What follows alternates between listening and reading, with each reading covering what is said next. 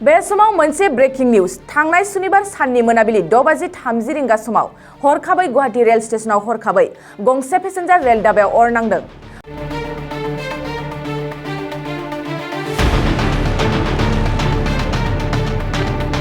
मोन्नैबो धाबाया रावबो पेसेन्जार गैयैलाय सासेबो सुबुङा बे जाथायाव जोखोम जायासै होननानै खौरां मोनो।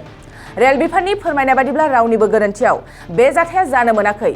हरखाबै इन्जिननिफ्राय बेबादि अर खामनाय जाथाया जानो मोनो होनना फोरमायो।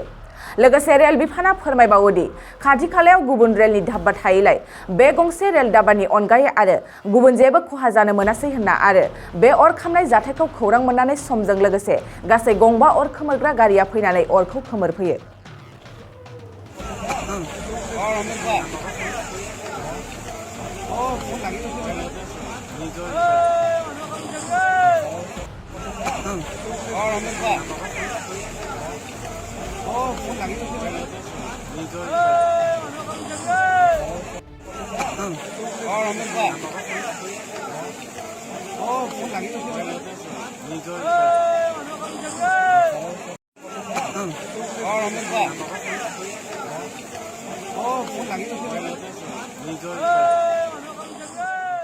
गय गायग्रा आबादारिफोरनि थाखाय मोनसे मोजां खौरां।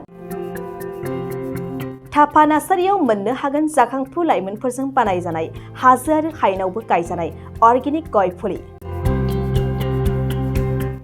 थापा नार्सारियाव अर्गेनिक आदबजों बानायजानाय मोजाङैनो खिलिखांनाय गासै 20,000सो गेरेमसा गय फुलिफोर दं। बारा नङा, फांसेयाव 60 रां होनानैनो नोंथांमोना गय फुलिखौ बायना लांनो हागोन।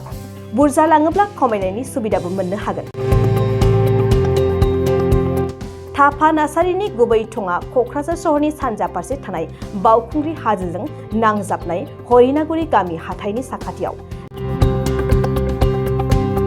बे अर्गेनिक गय फुलिफोरखौ लांफैनोब्ला नोंथाङा 8011837272 नङाब्ला 9707460226 जानबुं अनजिमायाव थोंजोङै जगाजग खालामहरनो हागोन।